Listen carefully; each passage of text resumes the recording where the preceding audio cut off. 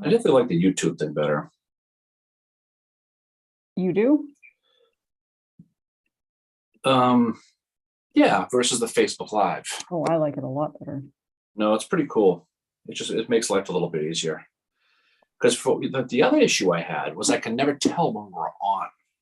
Like now it'll notify me, but before it never did.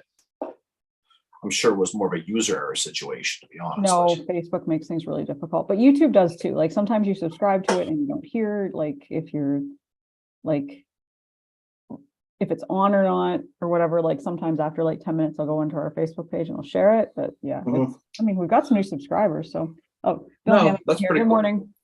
Hey, no, it's good. I mean, it seems like it's cleaner. I don't know. Frig do I know, but it certainly feels that way. So, Are we discussing technology? Well, I'm the expert at technology, as you obviously know. Okay. You know, it's nice that my car radio clock is fixed again for the next 6 months. So that's pretty cool. I don't care.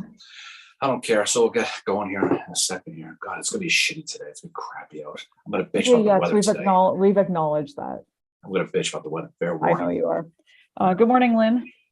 Hey, it's cool, it's wet, it's miserable. That's all I'm gonna be today. I don't care. As long as it's nice this rest of the week. So anyway, got the machine going today. The 10 o'clock came quick this morning, by the way. Did you notice that? Mm-hmm. Like usually we sit around and it's like, oh, it's still 2 hours. Next thing you know, it's like 9:30. It's like, oh crap. Well, I got some schoolwork done, so I'm happy about that. So that's good. So yeah, so what's going on? What's happening? Yeah, got some people jumping on here. It's nice to be, I will say, like I love traveling, but especially with being a graduate student, it's nice to be back having a free weekend where I don't have to worry about like going anywhere. As much fun as like last weekend was in like Gettysburg and the weekend before that in Florida. Stop your bitch. No one cares. People no one cares about for your first world problems, Mary. I had to go to Florida, then I had to go to Gettysburg. It stinks. I like it. It's just nice. No, it was some good. It was good travel. It was good getting about. Gettysburg last weekend was a blast. We're going to talk about that here in a few minutes. Scott. Well, Scott said he was on the other night. He said, just wanted to say the Dr. Simons was an awesome guest. Yes. Wasn't he cool? He was such a cool guy. Like, and he was so we meet with them like a few minutes before just to kind of talk about how things are going to go, make sure we like find out, how do you want us to address you kind of thing. And he was like, he's like, hey, how's it going? Like, he was so enthusiastic. He said he had a lot of fun because we emailed him after to thank him, and he said, yeah, it was fun. So that was awesome. Good morning, Miranda. But that was good conversation. I've loved all our book clubs, but that was like this guy is so good to talk to, and I learned so much more about. Yeah. What surprised me was, you always do a little bit of research on the people out of respect for them. You just don't want to come in with blind. But I mentioned just casually that he had to be a Civil War guy because his parents were named Lee in Virginia. And he's like, I never thought about that before. I'm like, what? I'm like, how the hell did you? Like, okay. And he went to Lincoln High. He went to Lincoln Elementary. He went to, I think, some other Civil War name. And he's just like, he's a Navy person now, World War II, but his earlier biographies, which are both still in print, the one about Claiborne was in 1997, and it has held up so well. Although he did say, researching it might just be easier because like everything's online now. Scott said that it was a really great conversation, not just a lecture. Yeah, that's the thing with with having these authors on is you giving them the opportunity like you guys to ask questions. You actually learn more about the book because you find out, like when we had Tim Smith on, we found out there was stuff he didn't put in the book because he's like, I couldn't put it in, but I wanted to, kind of thing. And the thing that I liked when he talked about was about the emancipation and how he said that Claiborne kind of had this realization, it's not known for sure, but had this realization afterwards that, oh geez, I've like misunderstood the entire thing. And that makes his death at Franklin. Like he went into that Battle of Franklin thinking I didn't fully understand what they were fighting for. Yeah, well, that's the thing I mean, these book club things, they aren't lectures, they're just conversations with the author. It's a little different Yeah. format, and I think that the people we've had on have all appreciated, but it gives an opportunity to kind of get a little bit behind the scenes. I'm going to guess. I mean, this book was written, you said, what, 97, the one we Yeah. did, the Storm of the West. 97 it was published. Yeah. He probably hasn't spent a lot of time thinking about Patrick Clayburn in a long time, and you could tell by his passion with it how much he really appreciated. Like Oh, he had mentioned, you know, he was teaching in Annapolis, and someone did a paper on Patrick Clayburn. It was really the first time he'd ever really focused on him, yeah. and that paper led to a book. I hope that student got some royalties, by the way, just Oh, not for yeah, nothing. yeah. But But it's one of those biographies that has held up. It's nearly 30 years old and it's held up so well. well, I mean, it's not a fiction book that talks about 8-track tapes and Well, no, Bee but I'm Gees or saying anything. some of these old biographies that you read, like the one I read about Beauregard, they leave certain stuff out because of how the mood was at the time. For instance, Yeah, like that's true. the Beauregard biography is great, but you could tell it was written during like the 40s or 50s where there was this reconciliation movement going again, and it doesn't talk about Beauregard and slavery. And that No. kind of like that does like, I mean, I enjoy the book, but I'm like, yeah, if we redo this biography about Beauregard, need to talk about the slavery thing. Well, the Gordon bio was like that too. This one was good because it really, we've said before, like the casting of Martin Sheen in Lee and Gettysburg. I mean, it was interesting, and it was accurate in a lot of ways because it captured that kind of aloofness, that naivete, sort of that Yeah. Lee had. This one captured really the naivete of Clayburn He was really very well. naive. And he was he's a great leader, but in other ways he was such a follower, like with Hindman, with Hardy, with the he's the last one to sign that petition for Bragg, and he's really debating it, and finally he's like, okay, fine, I'll sign it. Well, he wanted to follow along. He wanted to be more than anything. He wanted to be accepted. Yeah. And we saw that was a challenge from all the way. He comes with his his siblings ends up in Ohio, ends up in Arkansas. Yeah. And I think that early part of his life, he is the Catholic Protestant thing in Ireland with the English army he had to deal with. But then, he comes to Arkansas and finds acceptance. Hindman was really the first one, but Hindman was the one who got him into politics. Yeah. And, Hindman was a guy, 5'1", always dressed to the nines. I mean, he got in a Bowie fight knife because someone said that he had the sweet smell of a dandy boy, and Hindman pulls a Bowie knife on him. But that's who he was, though. He was a short, well-dressed, angry fella. Kind of like you, actually, with just a good dress, but that's sort of. But he was someone who kind of took Clayburn under his wing, especially politically, and it was the first time he got a kind of dose of American politics. Hindman was a hardcore Democrat. He was somebody who was not a fan of the abolitionists, but he was someone who kind of nurtured him a little bit. And when Clayburn joined the army, those Yell rifles, he becomes colonel immediately. Yeah. He had that leadership, that spark that we've talked about. Albeit aloof, he had the ability to have men follow him, and that's pretty rare, especially for an Irish immigrant. Yeah, he just tried his, and I was saying, like, I relate to him as somebody that has come to this country, not born here, and you do your best to fit in, and you have to sometimes you do have to be a bit of a follower because you're like, okay, well, I want to do what the majority is doing, so I'm accepted. But like Clayburn, he just, he moves to Helena, finds his home, joins the Freemasons, all this stuff, gets involved in politics, and he's very popular. And I mean, I like the discussion that, he did talk about the emancipation and about how, the story around that is, Clayburn is dropping it amongst all these Confederates. Probably 90% of them are slave owners. And then Johnson, I think, is the one that says, okay, we need to keep this quiet. And Shot Pouch Walker's like, F that, I'm taking it to Richmond. And Clayburn's like, yes, take it to Richmond. Yeah, we talked a lot about Shot Pouch Walker. We did the Minty and Wilder episode last week, and people don't really spend a lot of time studying him. What did you call him today? Dollar store dollar store early. And that's kind of what he was. He was a hardcore, fire-eating, secessionist, slave-owning general, but he was kind of like, kind of like how Kelsey is to Gronkowski, kind of not as good, but Yeah. he's still popular, right? But that's how he was. And so he ends up getting and he owns 14 slaves. His mother owned 26 slaves. Yeah. So these are a bunch of fun-loving people we're talking about. Shot Pouch. Of course, he gets the nickname because he gets shot so much. His body collected lead. They called him Shot Pouch. Great nickname, by the way. Yeah. Speaking of that, we got to talk about the Jelly Bones nickname for Brad. We got to talk about that.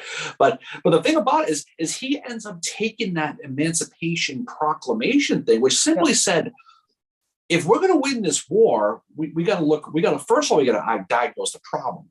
Don't have as many people. We have all these men in country that we can arm and fight for us. So if it's independence we want, we have to basically free and arm the slaves to fight for the Confederacy. And you would have thought that he's yelled "Go Yankees" at Fenway Park, Mary. How much that pissed off the Confederates. And they end up. So a lot of them say, it's like you say Voldemort out too loud. You should keep that down. And Shot Pouch, he gets the order. He sends it off to Richmond. And Stevens and Davis read this and go, oh dear, we have to keep this.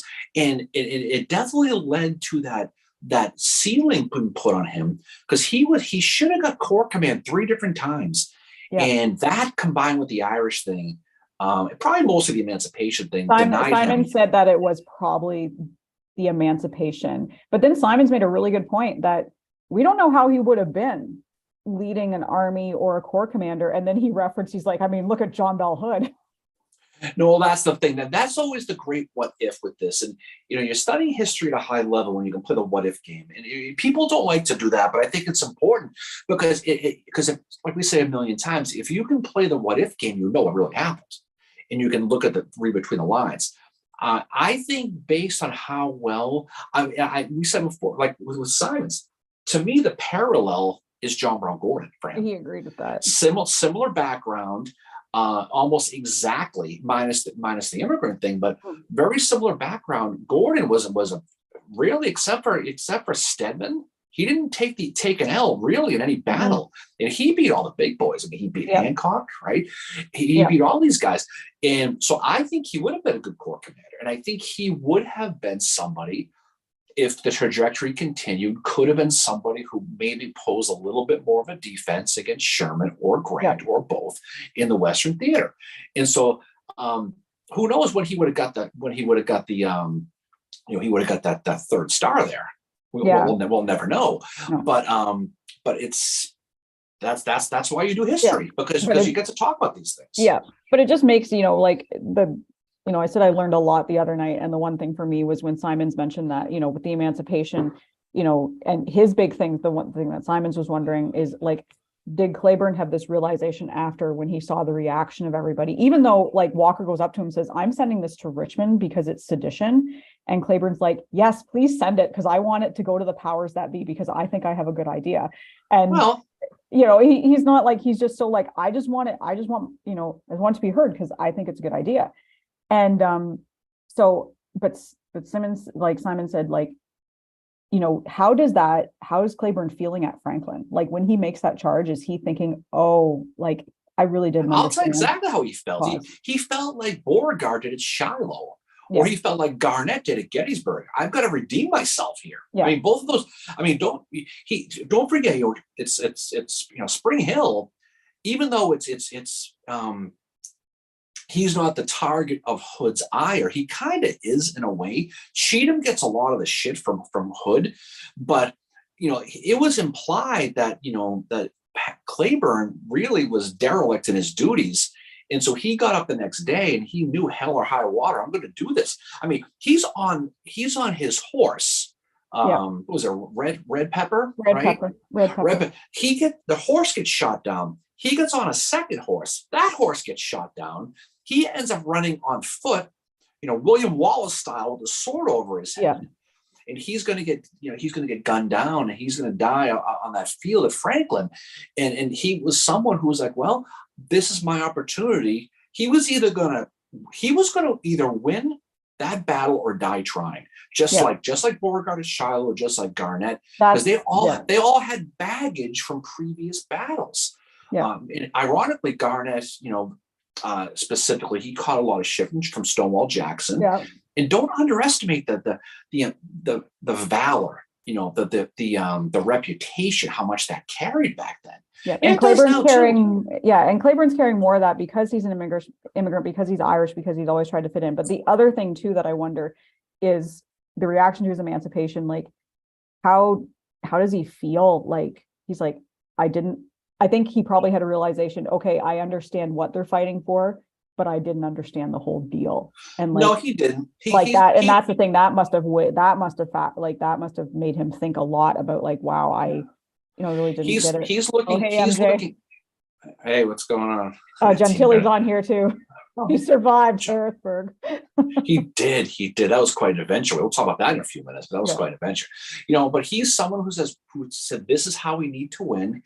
He's like, are we fighting for independence? What the hell are we doing here? This is how we're going to win. And he didn't realize that there was the third rail. The slavery thing. And that's why when people say the war wasn't about slavery, this is where you can prove them wrong. Yeah. You say, look at how Claiborne was reacted to in Richmond when he suggested this. Oh yeah, Shot Pouch was like, the F this is happening. Like, Shot Pouch said it was treason. Well, there was a quote on Alexander Stevens where someone said, if we free the slaves, what are we fighting for? There was a quote. I think it was him who said that. It was Stevens, yeah. And so there's your proof right there. If you're on Twitter and you get one of these jackasses coming at you saying the states' right bullshit or about the Tariff Act shit, just let's keep it real. Sorry, go ahead. No, I was going to say. So that's what it was, and so he was somebody. That's why we said before, if he stays in Ohio, he's going to fight just as hard for the Union. He's going to fight for wherever his home is. He's a real guy. When someone comes to you and says that every Confederate was fighting to enslave everybody, he's the exception. He's the one you could hold out and say, "What about Claiborne? He didn't give a fiddler's fuck about slavery. He really didn't." And I tried so hard to find any quote about him regarding slavery. He never said a word about it. The only thing I could find, he gave sympathy towards the American Indians, the natives, about how they were being treated. So he probably was more sympathetic than anything, but that's not why he was fighting. He clearly wasn't. So that's the scoop of that. No, and that's why, like, and you, Simons, and I were talking about this, that, Claiborne is such an enigma. He's such an interesting guy, but there's so much about him that he kept a journal. We don't have that journal. I mean, we might find it one day and all that's going to be in it is like, today was sunny, blah, blah, blah. Right. Like, so who took my Lucky Charms? Where's my pet raccoon? Like, and that's the other thing too I love about Simon's book is I didn't even remember this until I was reading the book again this morning a bit. Mm-hmm. But he talks about these random things about Claiborne that, he's writing a military biography, but he mentions the fact that Claiborne had a pet raccoon. And this raccoon would wander around the headquarters and find a different person to like lay up against every night to keep warm. And sometimes it got kicked out. But that, like, the guy who, like, it just makes them more human. And who knows how he came to get the raccoon? Like, who knows how many people died of rabies in that camp? Oh my God, could you imagine? He's like going over, like, he's probably, imagine like the Godfather, that scene with the cat. That was probably him when he was going over stuff in the headquarters. He had the raccoon and stuff. I don't know. but that's the truth though. And Simons was, he's an A-list historian. I mean, this is a dude. When you look at, I love the story. I don't know for people who weren't on the book, book thing. It was really cool because when he was teaching at Annapolis for 30 years, and he was probably the naval expert teaching in Annapolis. Let's think about that for a second. And when they were filming Patriot Games, the movie, before, Harrison Ford, he did something besides Han Solo. I don't know if you know that, but he did some other stuff. I actually like Harrison Ford in the Jack Ryan movies. But he shadowed Simons for about a month or so before, so he could learn about that movie. And which is pretty cool. And we joked about the fact that Simons was the real Jack Ryan, He was very quiet about that, which made me think about it, by the way. But he gets people joking around about that all the time. So when Harrison Ford wanted a guy to shadow to learn how to be Jack Ryan, he picked Craig Simons. Yeah. That's how big this guy was. And we had some fun with that in the book club. We're talking about that. But it was sorry, go ahead. I was going to say, so that's who we're dealing with this. And so he is and so he does just as much. He wrote that the Gettysburg Atlas. He's in a book. He's done a whole bunch of Civil War books, but mostly naval, mostly World War II. He's done a lot of everything. But having him on to talk about the insight, like all those questions we asked, we talk a lot about Kleber, about how he reacted with Sherman, how he reacted with these other guys. It was interesting to get his opinion, which agreed and disagreed with some of the things that you said, but it was good to get he's probably the best living expert on Patrick Kleber in the world. And so that's why it was good to have him. And you can tell he said something about when you write it, you like the subject is like living with you or whatever, or like you feel like you owe it to them to tell a good story, or but his biography is, some of these biographies, like they're either one way or the other. They either hate, like Sears, and I'm sure we'll get to this, like Sears hates McClellan, or they fall too in love with their subjects, like Douglas Southall Freeman does with Lee. Symonds, it's even keeled. It's good, it's bad, it's the ugly, it's just a story, and it's such a good telling of it. It's so neutral, and it's like, it's the one I do recommend it to people that aren't into the Civil War, that just like reading biographies, because I'm like, this is a guy who's, his like life before the Civil War is interesting, and during the Civil War it's interesting. You're going to find like human stories, like the snowball fight and all that, the story of like after he died and how his grave was moved 3 times, and how like Lucius Polk was just standing there at his graveside at the first one, and he's like, I don't feel comfortable with this guy being buried here. He needs to be buried elsewhere. So then they moved him to closer to Franklin, to a place where Claiborne had said, I want to be buried there because it's beautiful. And then they move him, which that last move, I'm kind of like, that's not what Claiborne wanted. He said he wanted to be buried at that one place that he said was so beautiful. What is Frank? Oh, Frank said, thanks for all the book club discussion. Yeah. Thank you for being there, Frank. Frank asked some good questions the other night. We had a lot of good questions from people. Yeah, Frank's love it when people ask questions. Pardon? Frank's in California. He must be up watching Saturday morning cartoons this morning and jumped us on. But no, that was good. He had some good questions. What I love about those book club things is people can ask the question. I wish more people would ask them and not type them. We talked about this morning, but I get it. Sometimes like audio with Zoom is really effed up and all that. And and MJ says, agree. You do live with these people you write and research about. Imagine living with Cushman and Hancock. Hey, we're living with Howard here. Howard and don't remind me of that. And speaking of, also just on the same subject of Symonds, we are going to be having his biography about Joseph E. Johnson next year for the book club at some point too. Yeah, he'll be back. So if you missed this one, I would highly suggest go on YouTube, and you can pull up any of Craig Symonds. He was at Gettysburg a few weeks ago too, but you can pull up any of his speeches and watch his passion. He's like Gary Edelman type, where you could tell he lives and breathes this stuff, and it really matters to him. So if you didn't make this last one, definitely try to be on next year when we have, because I think we're going to have him on once a week. Well, I don't think we decided yet, but we didn't decide.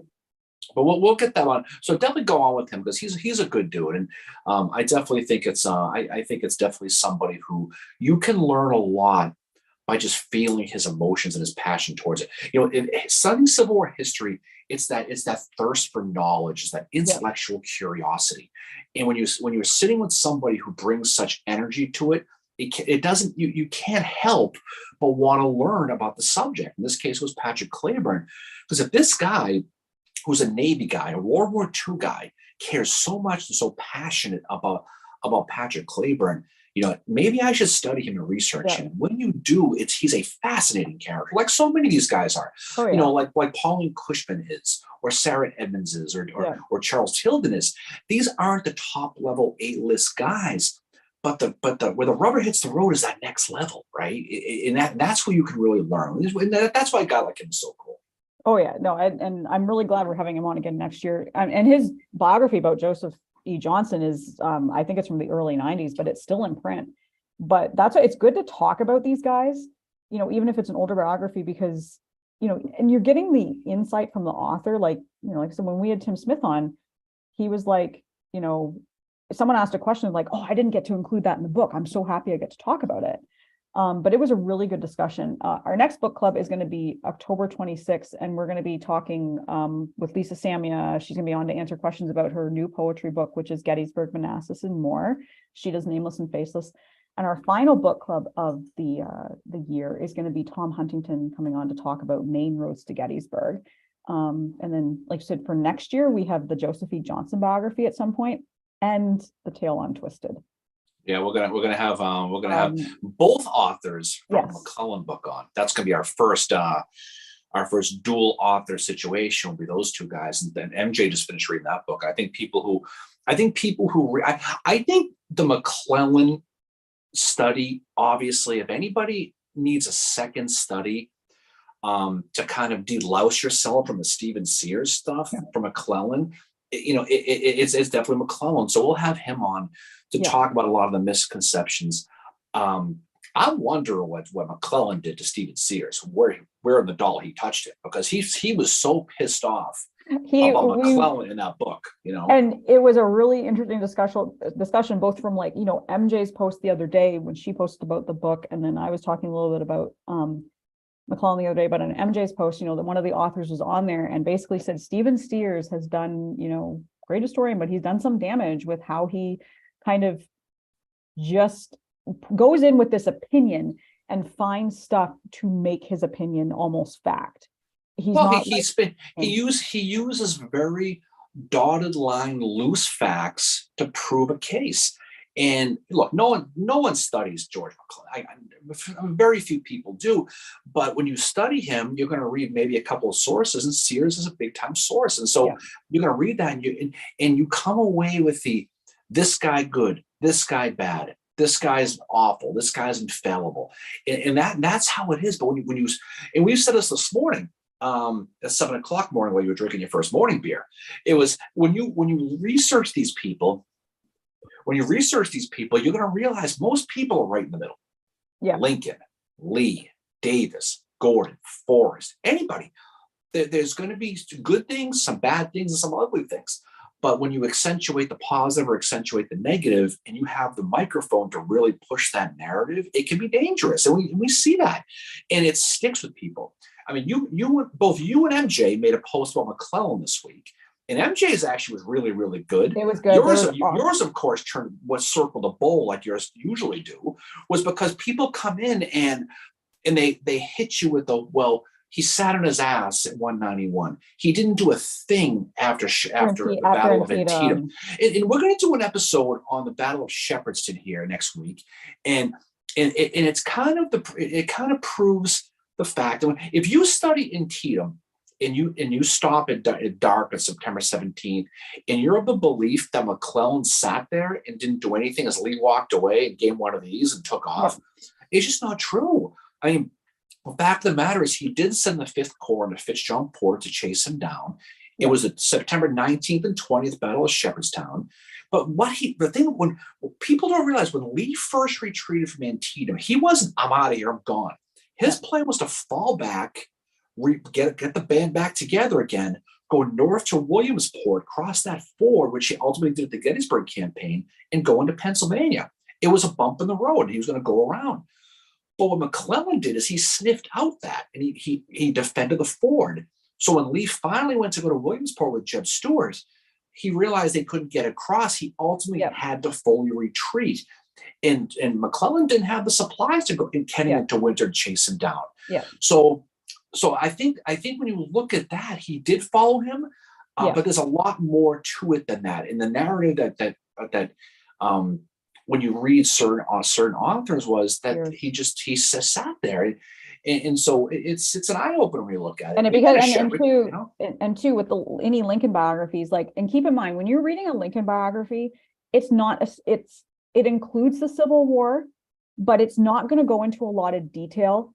And when you read about McClellan, you're going to come away with any Lincoln biography I've read, not one talks positively about McClellan. It's all his fault, and it's really very one-sided. And I mean, don't get me wrong, I like Abraham Lincoln. He's one of my favorite presidents. But if you read that, just please read something else. Read something else about if you get intrigued by a battle and you're wondering, I want to know more about this their relationship, then read more. Ryan's got a question here. He's wondering if anybody has read Bone Kemper on McClellan yet. And he said doesn't he go to town on Little Map? He does. Bone Kemper, he's more famous for that book, The Myth of the Lost Cause, which is a really, really great read if you want to read about that. It really goes into removing that Butcher nickname from Grant's and kind of putting on Lee. But that's besides the point. But Bone Kemper, here's the thing. Bone Kemper is a big Lincoln guy. So McClellan's an easy target because of the stuff that he said about Lincoln. This is McClellan now, not Bone Kemper, and how that Lincoln group, that whatever you want to call them, has really used McClellan as a whipping boy. Yeah. And so it is very similar to the Lee narrative after Gettysburg, right? Yeah. Where Walter Taylor and Marshall said, we didn't fail because of Lee. We failed because of Jeb Stuart, which was disproven by Mosby. Yeah. But any problem that Lincoln had, Lincoln didn't lose Second Manassas. McClellan didn't get there, even though Pope was the guy. Yeah. Lincoln forgets the fact that because of Antietam, he was able to put the Emancipation Proclamation in. And the Union Army was in such bad shape after Second Manassas. The fact that they were able to hold their own at Antietam is a borderline miracle anyway. Yeah, and that's just why that's something that people, with McClellan, it's like McClellan doesn't get passes on calling people names. He doesn't get passes on when he doesn't pursue. Yet we give all these other people, like Lincoln called people names. Yeah. Well, the thing is, and here's the thing too. At times, they all make mistakes. And I'm no McClellan fanboy here. I'm just calling balls and strikes with this. Okay. Yeah. He was someone who he did the cardinal sin. He went against Lincoln in an election. He spoke out against him. A lot of the things he said about Lincoln were true. He did pull Irv McDowell from him during the 7 days. So not the 7 days from Peninsula. So and without even telling him. And when you lose the whole division, that's a big thing. And right. I compared it yesterday to at the Battle of Stones River when Braxton Bragg, he's down a division because it gets pulled to go to Vicksburg. That's a huge thing for him. If Bragg had that one division at Stones River, he might have won the battle. If McClellan had the one division, he might have done better at the Peninsula. He was very ambitious. He wanted to be, he thought he was the smartest guy in the room. We're talking about McClellan now. He did get pants by John Magruder at Yorktown. There's no question. So this is not a guy who walks on water here. But the things that he gets hit on are very easy to debunk. And that's the problem. And the anti-McClellan people are in a bubble sometimes. They don't want to hear it. Because that's how you work.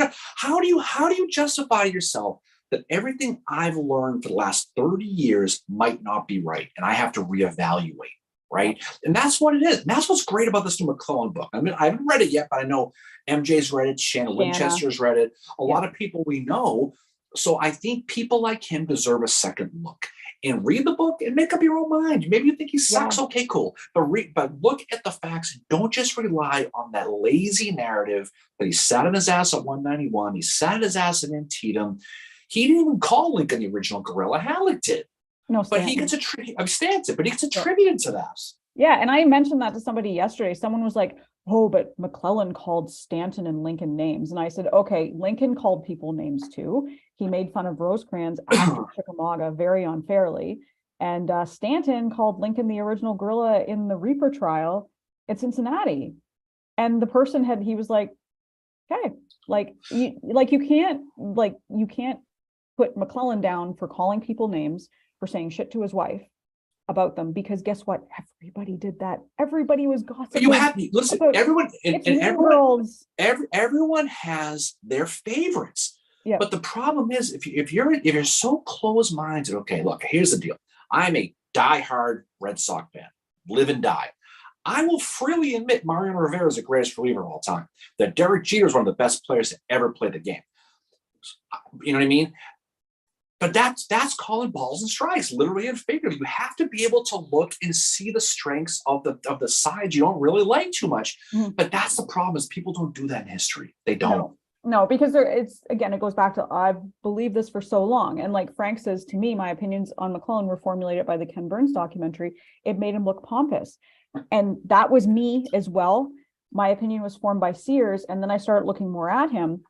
And, William Hammond mentions that, he needs a Mac refresher. And that, MJ and I were recommending books to him, this is, read this about McClellan and learn more, because a lot of our opinions are formulated by just a few historians. In this case, Stephen Sears, who his book on Gettysburg is great. Other than him, Howard becomes his whipping boy in that book for some reason. But the other side to Sears is this thing that Reynolds is some god that does nothing wrong. And it's really, I don't know. No, but that's the thing too, is when you saw this a lot when I think it was last summer when we were doing the whole Grant Rosecrans thing.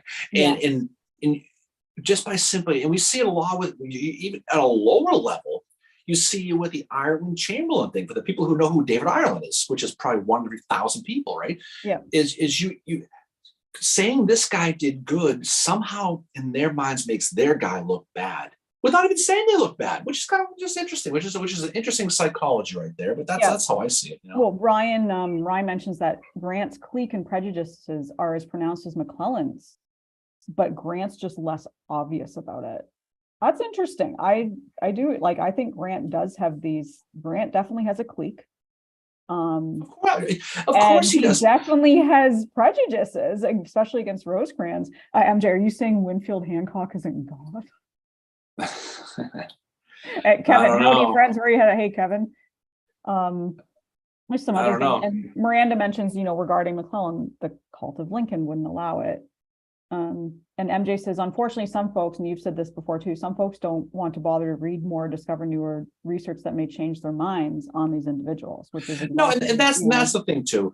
That's the thing too. Is people on this chat are different, but the average person, if they even read a Civil War book, they're going to read one, if most, and they don't care. But even people who study it, they don't care as much as well. And it's easy when you study this, admittedly, to have your favorites. I mean, God knows you have your favorites. I mean, everyone does. I don't really have a favorite general, really, but I have a bunch of favorite colonels, and I study a lot of these guys. But it's easy to, and even Craig mentioned this the other day. He says you felt like you were living with him while he was Claiborne, while he was writing that book. And I know for the people who do a lot of work on specific, like the living historians. MJ, I bet you she feels like she's living with Cushman and Hancock. That explains why you do, and just the pardon.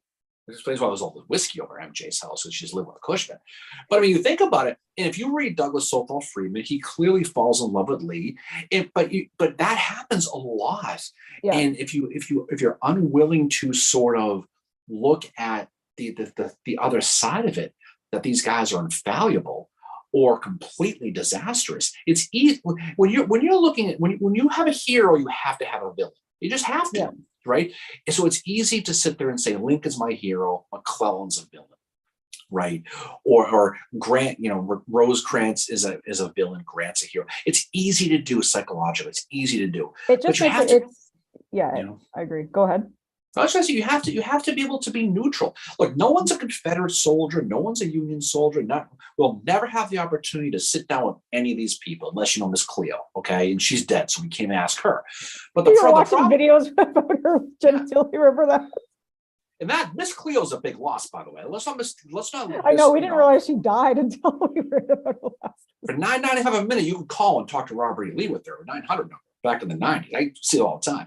But the problem is that because of that, you have to rely on the people who write about them. And we have friends who are really, really big hood guys. Well, one. Yeah. I like Hood. I think he's, and Simon's mentioned this. He's great in, brigade, division. You put him up any higher than that, and he starts to get a little shaky. No, exactly. And everyone has their ceiling. Some of the greatest college baseball players I've ever saw, they peaked at AA and they never made it. Everyone has their limits. But you have to be able to keep an open mind. I think that's and social media is really blown that up a little bit too. Yeah. I find It's funny, I had a few more negative comments on Facebook about the McClellan thing, a little bit more pushback. No. Yeah, but on Instagram, it was all like, oh my God, thank you for this. Like, I agree. And none of us are saying, like, I don't hero worship McClellan. I think he's, like Frank said, he's pompous. He comes across that way in Ken Burns. He still does in his letters to his wife. He's very arrogant. But Jesus, who wasn't? You had to have a bit Yeah, of but an ego on you back then, but McClellan was really arrogant. But it's really funny that, you keep bringing up, like, if you keep bringing up, arguing back to some of these people, they'll finally bring up well, McClellan was rude to Lincoln that night. He went over to his house and completely ignored him. And I'm like, why is that somehow a strike against him? Like, don't sit there and tell me Lincoln wasn't rude to people. Like, you can't, like, look, criticize McClellan for one thing. There are generals in modern day armies who can't stand whoever the president is. And this is not that is not a new phenomenon. You can look at today, you can look at 10 years, 20 years ago. It doesn't matter. Everyone, these are people, and that's a bad look for McClellan. And this is not saying McClellan is some sort of great thing either. But I'll tell you right now, what he did for that army was built upon by everybody from Burnside to Hooker to Meade. I mean, it's like building a house. When he took over from McDowell, that was in shambles. He built a foundation of that army, which was built upon by every subsequent general who took over that army. They all built on each other. Hooker gets hit for the same thing. Hooker did so much for that army. I mean, people, the George Meade people think that he just walked in and just, waved his wand and beat Lee. He won with Hooker's army. Person, and I knew it was Hooker's army. I like Meade, but he won with Hooker's army. Yeah. He had a better strategy than Hooker would have. Hooker, I think, likely would have been aggressive, which would have played into Lee's hands. Yeah. But Meade was the right guy at the right time. But he's that manager who was hired after the coach was fired and won the World Series with the same players. This is what he did. Exactly. So that's that's the scope of that. It's funny, speaking of Meade and Lee and Gettysburg, I'm rereading The Killer Angels for a project I'm doing for school where I'm researching, hopefully, if I can get my hands on the archival material, about the publishing of The Killer Angels. And so I'm rereading it. And of course, in my head, when the characters are talking, I'm hearing Tom Berenger. I'm hearing Martin Sheen. I'm hearing Harrison. But the other thing too that I'm picking up on is, it's been a few years since I've read it, is I'm thinking, oh my God, they're talking about Jeb, and Lee keeps saying he wouldn't leave us blind. And I'm like, oh God, Walter Taylor, like this is, and I'm thinking Mosby, like there's all this background stuff. Yeah. And then I ordered a book that was written by, I think it's by Scott Hartwig, and it's a companion to The Killer Angels. And he admits in it that he's like, I did not like this book when it came out because it wasn't historically accurate and blah, blah, blah. And then he said someone else told him to read it again, saying how much he'd enjoyed it. And Hartwig read it again and loved it. Well, that's the thing, is you have to understand that Michael Shara's book and the movie that came afterwards, I mean, it's good. It's entertainment. It's not designed. It really, what it's designed to do is so bad for the Battle of Gettysburg podcast with that post yesterday. Yeah, that one. I just wanted to get some poor guy autographs. There's always one who goes up there. And look, if you want to the actual truth to it all, there's so many books. You can read Coddington, you can read Fonz, you can read Trudeau. There's a bunch of books you can read on the Battle of Gettysburg. But if you just want to sit back and just watch it and get a good feel, a high level overview from it, does it have flaws? Of course it does. I mean, not enough is talked about, by the way. You have an opportunity here to bring Buster back to life in your project. Oh, I know. I might not be, I mean, I might actually say, because the final part of this project is I have to imagine if this book was being published in 2023, and as an editor, what I would recommend to Shara. Which is, I'm like, I'm reading it and I'm like, oh gosh, like, I don't know what I would say, because I know like the culture of it and the positives it has had on the Civil War field, but I see the negatives too. The people are like, I saw the movie, and they take it for gospel. Well, there are things in the book. There are things in the movie that aren't historically accurate. There are certainly things that don't that, I mean, Dave, forget Dead Ireland. I mean, Colville, first Minnesota should have, I mean, Meade should have got more than one line. I mean, admittedly, right? I mean, but it wasn't history. It wasn't like the Jelly Bones brag it is. Okay. I mean, it wasn't that factually inaccurate, but it did. I love the movie. I see its flaws, but if you see its flaws, you know the battle, you know the history. Yeah, Kevin said it's a gateway to the Civil War, and that's what MJ was saying on this post yesterday. We were all saying this is a movie that gets people into the Civil War, and that's what matters. It's done so much, and the problem, Kevin, by the way, about the movie is that there wasn't enough Georges in it. That's the problem. There's your problem, Kevin, right there. Gentilly just said, "I'll be there signing Buster autographs for 50 bucks a pop." Buster's bloody armpits. That's the thing. If I was going to ask, if Michael Shara were around, and I could ask him a question, of all the places on the body, why is that the place you picked for the injury? You could have picked anywhere. Yeah. I know they want to pick a place. I mean, I have a ton of questions I would love to ask Michael. Well, they picked those because it was an injury that they likely would have probably survived normally. Yeah. But it's just so random. It's just so random. Maybe. Yeah, but it's interesting. If any of you haven't read The Killer Angels in a long time, pick it up again. It is like, I started reading. I'm like, I'm not gonna be able to put this thing down. Maybe Buster gave up on life because he realized he couldn't be tickled anymore. And that was the end of it. He just checked out. He went into the light. Like to tickle him? Thomas Chamberlain, actually. Picturing that. That's Bad day for mother. But yeah, I mean, it's a movie that it's entertainment. Historical movies, the thing with them is they're not 100% accurate because sometimes history is boring and you have to change it to make it interesting. When I was a classical study student in my undergrad, and I had one professor that was like, I hate Gladiator, it's so historically inaccurate. And I had another one, his name was Craig, and he was like, Daniel loved Gladiator. He's like, you know what? It's historically inaccurate, but guess what? I can throw that movie on and I'm entertained, as Russell Crowe said I would be. Yeah, I'm not a huge fan of it, but it is what it is. But yeah, there's a lot of that. I mean, Ryan mentions Fremantle here. I've read all of Fremantle's diaries. I love Fremantle. The movie had this weird thing with Hood in it with him, which is he never mentions Hood in any of his stuff.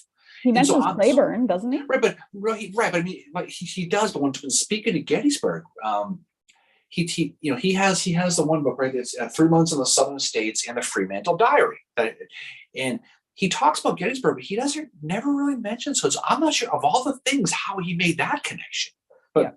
Who knows? I enjoyed it. I love the Fremantle character. What sucks is we can't go to that autographs. I would love to meet James Lancaster. I would love to meet Billy Campbell, just because he's done other Civil War stuff aside from Gettysburg.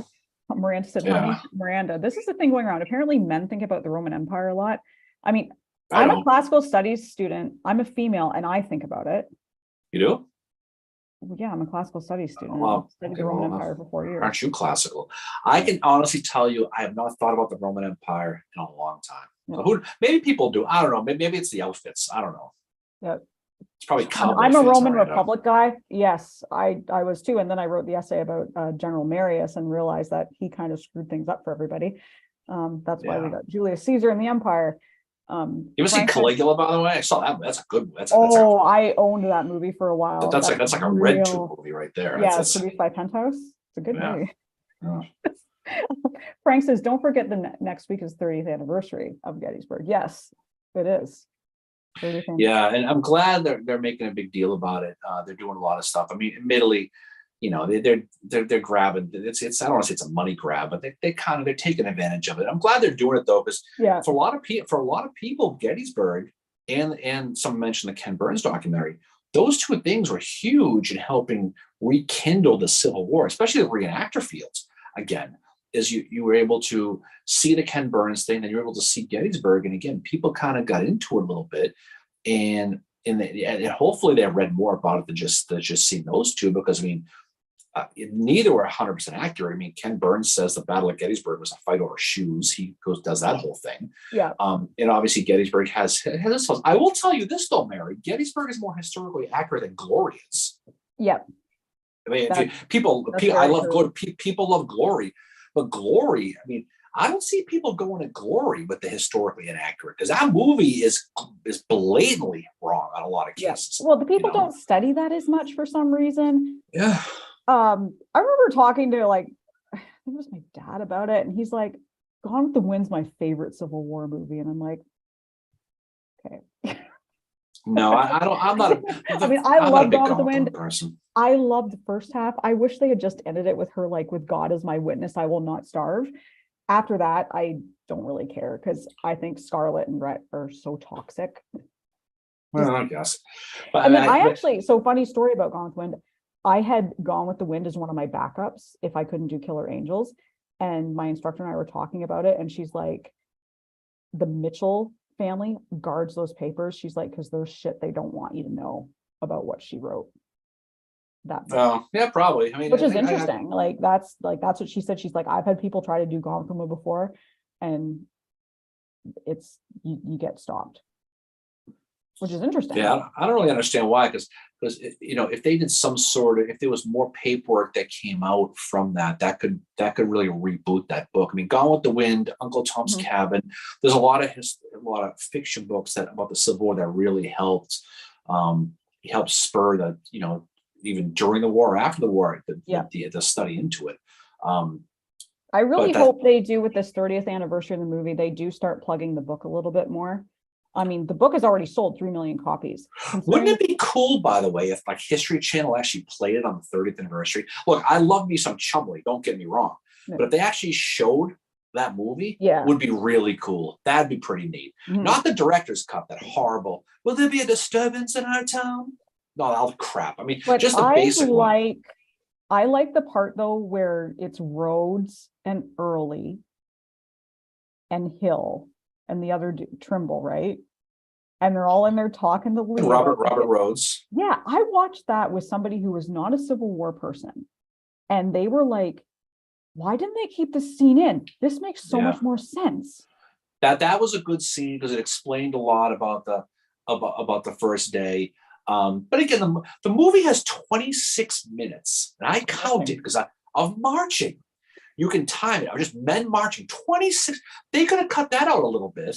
Our apologies to Elsie Gam, who was one of the people marching one of the scenes. Would have cut his scene probably, but you could have cut, I don't know, 10 minutes of marching out of it, and you could have added a couple more scenes. But again, that's Ron Maxwell. That's what he chose to do. Yeah, but it's telling when somebody who's not a Gettysburg person watches that movie, the director's cut, and they're like, why didn't they keep that scene in with those guys talking to Lee? Because it made everything make so much more sense. The other scenes with the townspeople are painful to watch. Oh, they are. With the mayor of the town, stay inside till the shooting stops. And Stephen Elliott.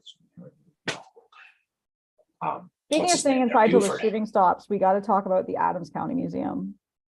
Where the hell do you make that jump? Because Oh, okay. I was gonna say, I've got a Japanese animation. What are we doing here now? Yeah, we went to the Adams County Museum with our agent John Gentili, by the way. Of Jelly Bones. Jelly Bones. Yeah. So we went there last week. We were in town. And what a great job they did, because it's not only it's in Gettysburg, it's right across from Howard Avenue, right across from Barlow's Knoll, but it talks about not only the Civil War, but it talks about really right from the beginning of the town. It talks about the rock formations, talks about the Indians, it talks about the pre and post. It's a great. I think it's like $10 to get in, or $15. It's really cheap money. But they have that one portion where you sit in that room and you're like sitting in a house. Imagine what it'd be like to be in a house on Baltimore Street during the battle and the Confederates are rolling into town. And it's really well done. So powerful. It's like that Gettysburg Foundation thing at the railroad station. Yeah, the Ticket to the Past, where it's that virtual reality. And that's really what's cool about it. And that, if you haven't been there yet, I know a lot of people have probably been there by now, but if you haven't been there yet and you're in town, it's definitely worthwhile going to, because it's just cool. It's just so cool. It is. It's so well done. The other thing they had at the end, which was kind of for me, I was like, oh my God, does this? And I remember you said to me, this means you're meant to do this project on Killer Angels no matter what, is they had, a copy of the Killer Angels manuscript on display. They had the telegram that Shara got when he got the Pulitzer Prize, which was like kind of an amazing thing because the initial print run for Killer Angels was only 3,500 copies. Very small print run because it was from a very, at the time, small publishing house that did it. But they also had like a first edition of the Killer Angels too, which is actually it's now my white whale to get, is I want a copy of the first edition of the Killer Angels. The one that had the big dance number at the end, they had to take out. Yeah. It's good, but that the museum is really, really cool. And we went there on one of those rainy days last week, where it seemed like it's been raining like every day. You know what sense? Yeah, we did make it out to East Calvary Field though. And that we did. You gave a great tour out there, by the way. East Calvary Field's fun. You and I and John went out there with one of the days. I think it was this. I don't know what day it was. I finally understand what's going on out there now. Yeah, East Calvary Field is kind of like the redheaded stepchild of the Battle of Gettysburg. Nobody goes, and if you go there, you're almost certainly be by yourself. But you learn the story of William Miller and the 3rd Pennsylvania Cavalry. You find everything from, you learn about guys like McIntosh, 1st New Jersey. A lot of the dudes, the Confederates, Witcher, and all this stuff, and how they fought for that Rummel Farm, and how important that was for the ultimate 3rd day of the Battle of Gettysburg. And although Custer gets a lot of the credit for what he does, and he does a lot of good things as Michiganders. But you said Run DMG, as you call him. David Burchery Gregg really is the rock star of that day, and not just that day, but on Breakerhoff Ridge the day before, which kept the Stonewall Brigade away from Allegheny Johnson attacking Culp's Hill. And so there's so many things going into this. What's cool about Gettysburg is there are so many little things that you can study. And so we did a nice little tour. We had in the rain. We had fun with that. That was a good day. It's fun to get out there. It was cool to get out there and see it. And I'm finally okay, this is clicking. And Gentili said the same thing. It's very it's hard to understand, even reading it. And I've been out there a couple times. Yeah, he just said, he's that was awesome. William Miller's a badass. This is a guy who was in charge of a company in the 3rd Pennsylvania. He's sitting back. He's told, whatever you do, don't do anything. Sounds easy to me. Sitting around all day, I can do that. And he realized that he has Jeb Stuart, that 1st Virginia, that left flank right in front of him into the woods. And he says, I can hit this flank right now with my company. And he tells his major, if I attack this guy and I get court-martialed, which I will you defend me? And he says, hell yeah, I will. And they attack him and they slow down Jeb Stuart's guys. It makes it a stalemate that kind of diffuses that cavalry attack in East Calvary Field. Not only does he not get court-martialed, Pleasanton gets a Medal of Honor. So what's cool about him, he's the only guy to get the Medal of Honor from his actions at Gettysburg to be buried in the National Cemetery, which I think is really cool. Yeah, who did you say? You said Pleasanton got the Medal of Honor. No, Pleasanton gave him the Medal of Honor. Oh, Pleasanton. Miller the Medal okay. of Honor. Oh, okay. I was going to say because he thought Pleasanton was going to court-martial him, and he awarded him the Medal of Honor. I think it was 1890 he got the medal. I think he died around 1910, right around there. But he's buried in the National Cemetery. Yeah, that was cool seeing him in the cemetery. Humor and History is on here. They said, "Wait, should I be drinking now?" And I said, "It's 5 o'clock somewhere." It was Benjamin Franklin who once said, "You cannot drink all day if you don't start in the morning." So that's a fact. That is an actual fact. So if you're not drinking now, as Jeb Stuart once said, when his stepfather joined the Union, you will regret that decision once. It'll be continuously. So I would drink now if I were you. So bad. AQ is on here. We thought you were hanging out with your mom. Oh, hope everything's going okay, AQ. She's probably at some Cub Scout meeting over there in Marblehead somewhere, but that's okay. But that's okay. We had a lot of fun last weekend with her and MJ and all the gang over there. What was fun was we got to talk about the museum thing. Yes, I just think we need to talk about the museum event we did. So we were part of the National Civil War Museum in Harrisburg, Pennsylvania, did their Cocktails and Cannonballs event, which is a major fundraiser for them. And we were asked to go in and do trivia as part of it, and it was so much fun. We're so glad we did it. MJ was able to go and be Major Cushman and walk around. And I got to give kudos to MJ. she won a raffle ticket to fire one of the cannons that night, and she gave it to that kid, and that made his day, and that was awesome. So yeah, that was really awesome. Yeah, that was cool. So we were invited to help MC and do a trivia for the Cocktails and Cannonballs event at the National Civil War Museum Yeah. over in Harrisburg, and with Mary Beth and it with Dean and Jeff and all those guys. And they ended up raising about $50,000. Yeah, it was their close to event. $50,000, which is awesome. I mean, these like museums, libraries, all that are really strapped for funding.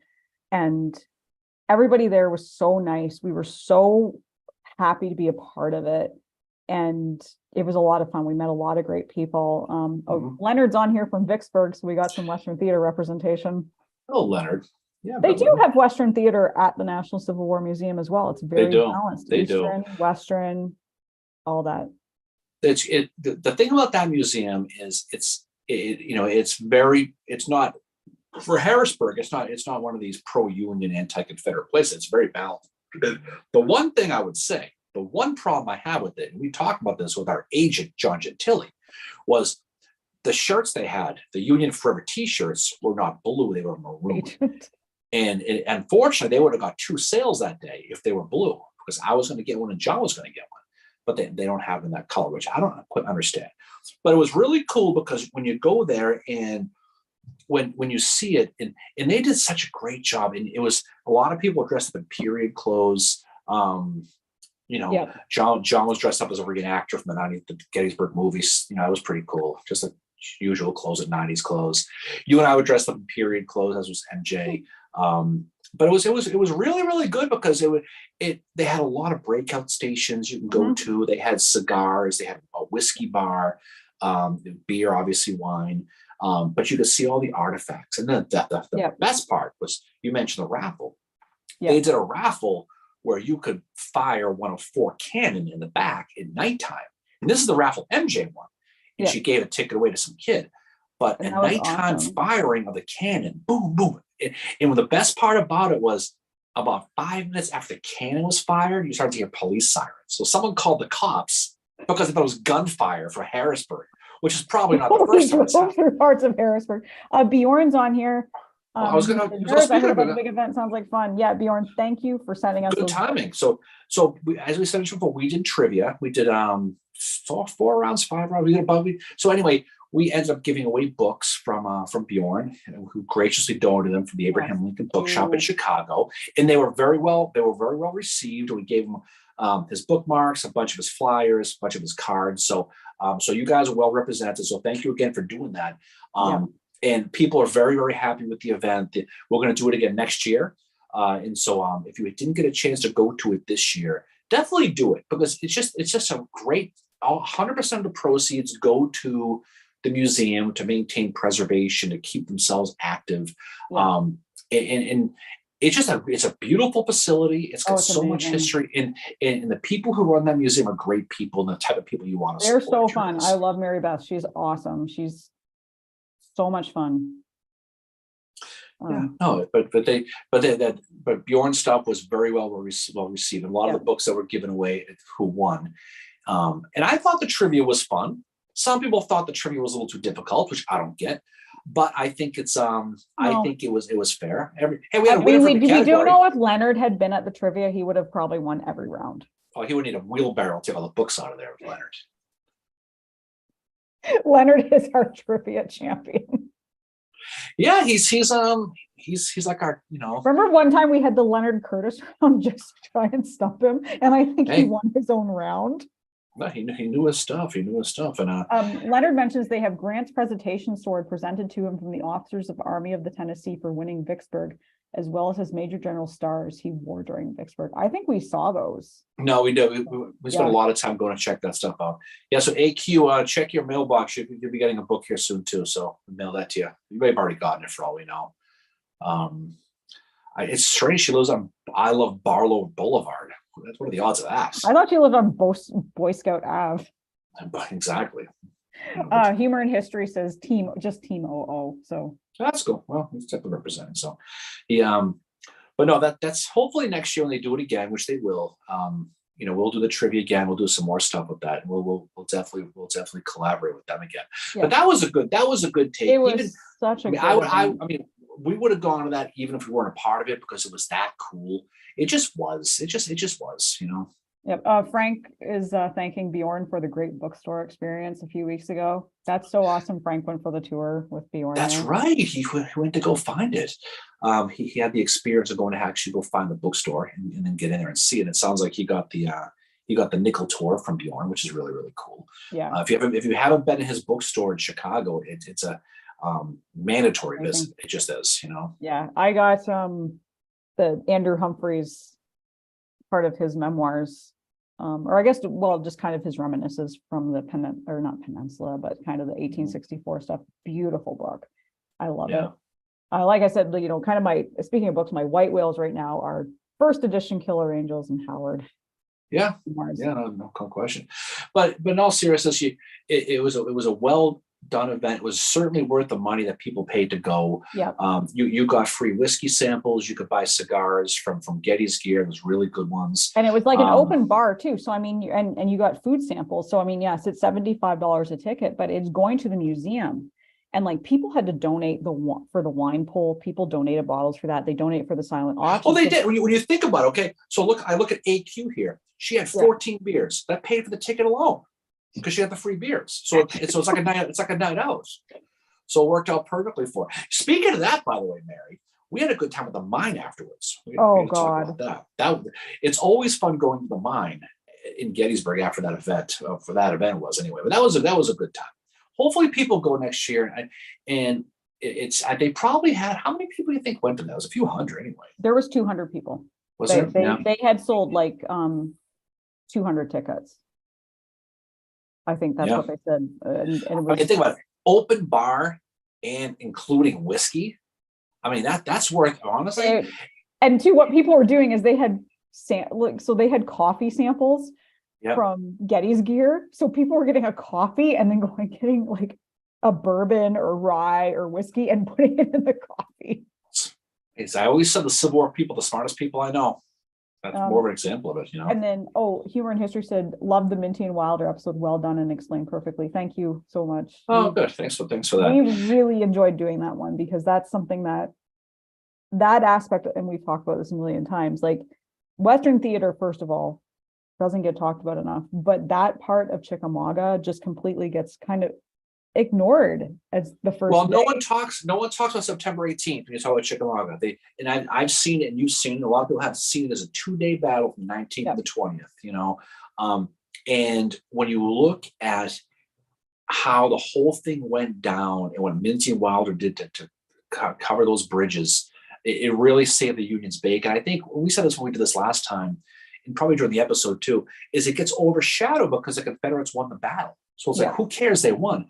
But it could have been a slim. The Union, it's tough to say. They may not have made it back at Chattanooga. And a lot of them were still there, but they were spread out. They were congregating. They could have been beat in detail very easily by Bragg. Yeah. And Jelly Bones had a good plan. There's no question he certainly did. But Bragg was someone. So you can look at Minty. I mean, I like Minty. I do. I think he's awesome. I mean, Wilder too. Okay. I don't want this to be a less filling tastes great situation with you and I here with these two, but they certainly. I think it's just because like his how he just the time he spent in Chattanooga, he's like, I want to go back there, and he becomes the mayor, and his grave is so nondescript. Humor and History said it's almost a watershed event for the repeating rifles. It was, and we mentioned it's funny. It was with those specials, but we saw it again. Before we mentioned a bit ago, when we talked about East Cavalry Field at Gettysburg, with those 6 Michigan guys with those repeaters and how instrumental they were. But when you read a lot of the quotes from the Confederates after that first day at Chickamauga, they all talked about the rifles. Yeah. The Confederates did, about how we got beat only because those rifles. And it's probably true. Well, the technology, I mean, Wilder to recognize that and say, well, you know what, even if Washington won't pay for them for me, I'm outfitting my men with them. So he takes out a loan from the bank. Yeah. But then finally Washington pays him back for them. But just that he took that it was not really a risk. He knew, he's like, we can do this. with these weapons. And there's a really great video on YouTube. If you just Google like Chickamauga Spencer repeaters, it'll probably come up, but it's from the 150th of Chickamauga. And there's someone demonstrating the Spencer repeater. And it's literally just pop, pop, pop, pop, pop. Like you see why they don't have to pause. Well, when you talk about, you read, if you read a lot of the after battle report from Gettysburg, guys like Vincent Witcher, he's talking about, okay, we're going through the Rummel Farm woods. They fire a volley. Now let's go. They fire. They start to go and they fire again. They go, what the freaking hell? Then they realize they have repeaters. And so so it was definitely a game changer. And for that battle, certainly for the first day of the Battle of Chickamauga, that they went a long way, and you can see the technology improving throughout the war.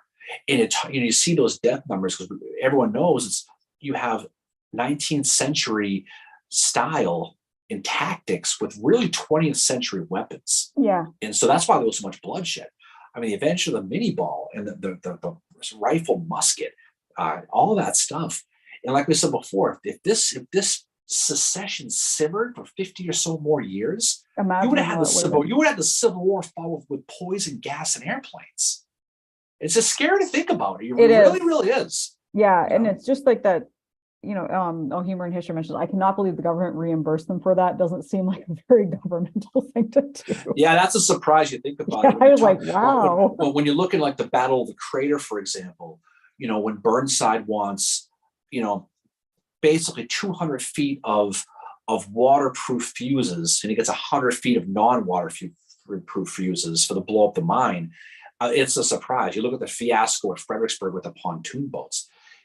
But he got his money back. Who didn't get his money back was Nathan Bedford Forrest, because he financed his guys with his own money, and he didn't get any money back. For the Spencer repeaters?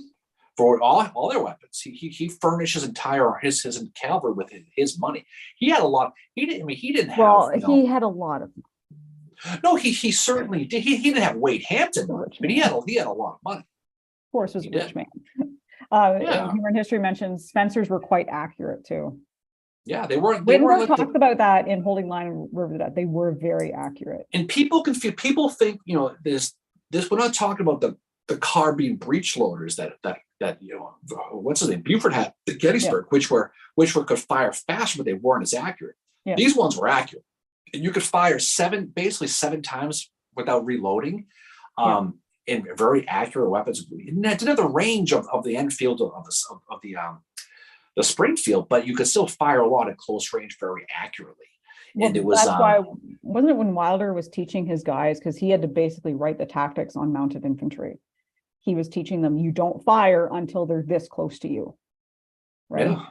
That's what and he had to write, I think he was using some stuff, probably like Hardee's or whatever, but then there had never been mounted infantry in the Union before. And right. And then, yep, I got to write the book on this. And then that's the thing too, is people don't realize there's, mounted infantry versus dismounted cavalry. A lot of, when you look at, we keep going back to these cavalry fields again, because we talked about it. A lot of Jeb Stuart's guys, they had Enfields, so they couldn't load unless they had 10-foot arms. They couldn't reload on the horse. So like when Witcher when Jenkins' guys, which always was by Witcher, because Jenkins wasn't around, he either got hurt or he got sick, but he wasn't there. It was Witcher who took over that Rummel Field battle. They had to dismount, and so they were basically infantry at that point. Yeah, that happened quite a bit. Human history, like they were 400 yards accurate, 400 yards about accurate. About 400 yards. They weren't that accurate for the Spencer. 400 yards about the accuracy for the Springfield or the Enfield. There was probably a good 300 anyway, I bet. Yeah, certainly within closer. But most of these cavalry battles were fought within 200 yards of each other. They weren't long range. They weren't long range weapons, but that what a difference that was. What a difference that was at Hoover's Gap. Good for Wilder and of the West Chickamauga Creek. Yeah, good for Wilder. I mean, Wilder's just this. I mean, Minty too. Obviously, I love Minty as well, but Wilder for some reason just comes out. I've always studied him. I like Minty, what he did there too. Leonard mentions amen about the Western Theater, and doubly so for the Navy. Yeah, we got to do more Navy. We got to do more brown waters. We've done some blue waters. We've done the brown waters. So we got to talk about that. We did with Um, Alex Rose. no, we did, but that was more the blue waters. We got to do more of the Mississippi stuff, and we got to do a lot of the river stuff because that's really a sweet spot that has to be talked about. Guys like Farragut and those dudes. We got to talk more about them. But Yeah. there's so much to talk about. That's what's cool about this. Is there's never a lack of material when you talk about the Civil War, Mary. Never. No. Well, especially when you start And it's digging not down. always about Howard, by the I never said it was.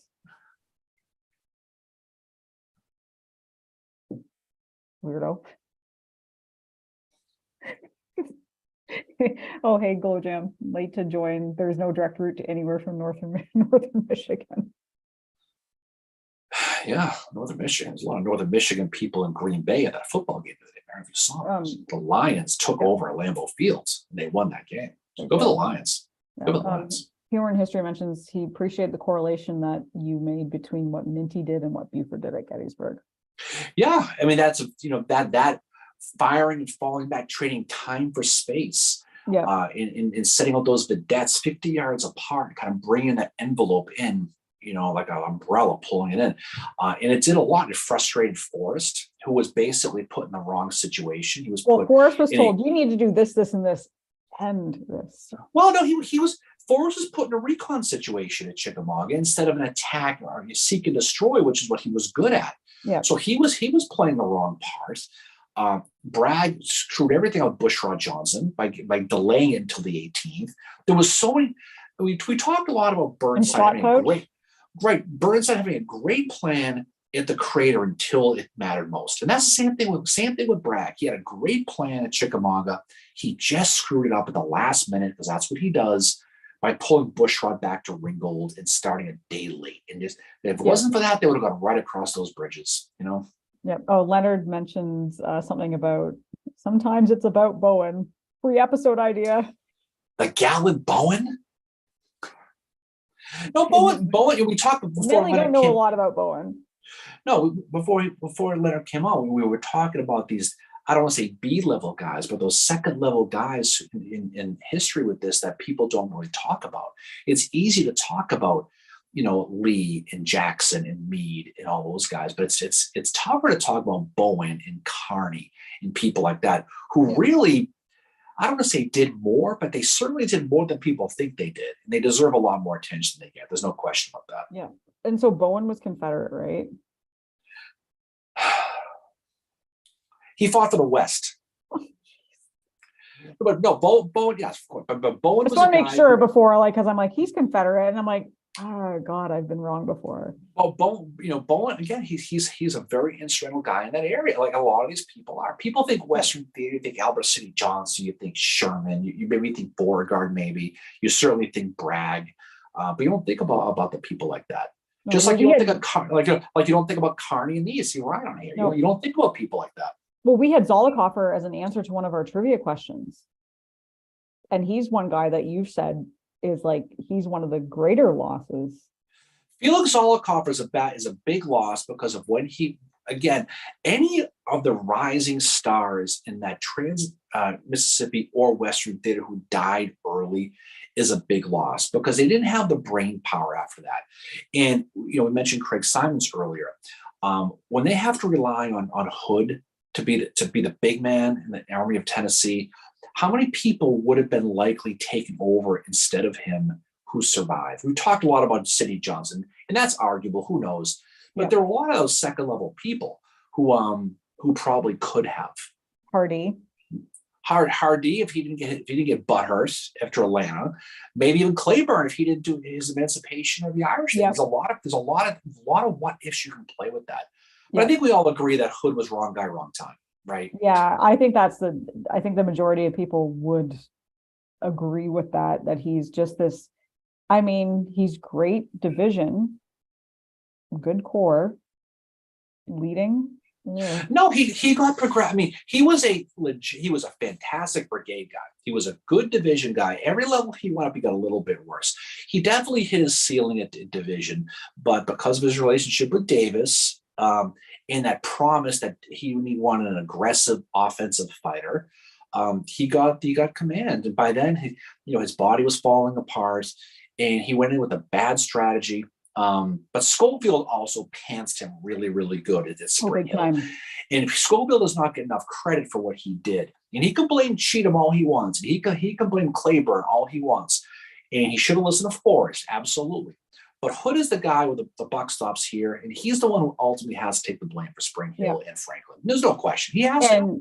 And Simon, he didn't take the credit. Don't get me wrong. He would have taken the credit for it. Oh, big time. And Simon says, like, in that last chapter of the Claiborne book, he mentions like Hood never acknowledges the mistake. Yet I've read stuff about Hood, and I think it's pro Hood writing where he's like, Hood is like crying afterwards and stuff. And I'm like, I don't know what to think, but just Simon's just like, Hood did never acknowledge the fact that he sent these guys to their death. That it was there's no I mean, no, he doesn't, and he gets a lot of credit for his march back. He certainly does. But again, and it was good that Simons had basically sort of quasi agreed that anything after Atlanta was probably a waste of time anyway. Yeah. It was. Some comments here. Ryan says, I can do 90 minutes on Carney anytime. I'm sure you can. He's in a great grave at Arlington, by the way. It's Carney. I need to go see that. Mm-hmm. Like many of them, he was moved, right? Yeah. Yeah. AQ mentions historical fiction is important to get folks engaged. She'd love to see Whittle the South made into a movie. It's a good novel, The Battle of Franklin. I still need to read that. Lynn mentions she just finished reading Landscape Turn Red, so she's looking forward to our episode in Shepherdston. Yeah, and Shepherdston really is a continuation of the Battle of Antietam. People, first of all, people don't study Shepherdston. I had a friend of mine who was a ghost hunter in Shepherdston, by the way. Really? And I always think of her when I think of Shepherdston, but there was it's really the second piece because Antietam wasn't the end for Lee. He's mentioned this earlier. He was going to fall back and go around and just keep going. Yeah. And McClellan did a hell of a job to block that Williamsport pass, that ford to finally get him to retreat. But so if you read that Sears book, which talked about again earlier, I think even Sears have to begrudgingly admit that McClellan did a good job keeping him away from Williamsport by shutting Jeff Stewart down. Yeah. But again, it'll be a good episode. We'll have it's one that people talk about. We've been there, and in those cliffs that stand behind that. And people, one thing to keep in mind about the Battle of Shepherdstown, Barry, the Potomac was basically the border for North and South, right? Yeah. And so it's people, you think about the Rappahannock and all this stuff. That was the border. So that's how important they had to fight over that. And Fitzgerald Porter did a pretty good job with his Fifth Corps trying to defend that. Yeah. It had some artillery too, but that surprised Lee. He didn't expect that. He didn't expect that from McClellan. And McClellan, I mean, Lee himself said McClellan was the best Union general he fought against. That was Lee's words. So take it. And that's what I'm considering. He fought against Meade and Grant as well, and they're both really good. Humor and History said, I'd like to hear an episode on commanders who jumped the shark, promoted beyond their abilities. Well, that'd be almost most of them, I think. I mean, you think about it. Absolutely. Burnside. Oh, yeah. Burnside. Obviously, was good. Irvin McDowell, you can certainly come up with. Yeah. I don't think Hooker, because I think Hooker lost his fastball after getting his concussed in Chancellorsville, and he had a good plan, but he just pissed out his leg at the very last moment for whatever reason. So it's tough to say. Well, I mean, I think for Hooker at Chancellorsville, get a concussion and. Well, it must have been a bad one. It must have been a really, really bad one. Got hit with pretty hard piece of, what was that? He got hit with like piece of a house, brick. I think it was a beam from a house that the cannon hit the Chancellor and house. He was sent, and I think too, the other thing as well, like he dies from a stroke, and apparently that's something that can happen if you've had, multiple concussions, and perhaps he had multiple concussions. Yeah, that's the thing, is concussions were not a thing back then as far as medical understanding. So if they saw you walk around loopy like the way you are, like on Friday, people assume that you're drunk, when a lot of cases they're concussed. Yeah. And when you see some of the brain injuries, just from the cannons, 130 was 100. What the hell was it? 172nd. No, it was a 72nd Pennsylvania. No, 72nd Ohio. I'm forgetting the regiment. I think that's what it was. But it was one of the artillery ones who were fighting at Gettysburg. There was a story where they were firing so clear in the cannon so much that all the men within a week of the battle, their teeth fell out just from the percussion of the cannon.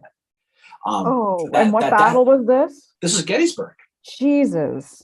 Right down by where the 55th Ohio fought and the 73rd Ohio, down by where George Nixon's guys were, right along Steinwehr over there. They were firing from there, and they reported all their teeth fell out. Now, who knows how true that is, but that's what they said. But that's how powerful this was. And you had people, your blood coming down their ears, your eardrums breaking. How much damage was done without even taking a shot at these battles? Scary. Think about it. Yeah. So speaking of Shepherdston, Bjorn mentions, might have already discussed this, but D. Scott Hartwig's I Dread the Thought of the Place has been released. It's supposed to be a fantastic account of Shepherdston. Yeah. Wow.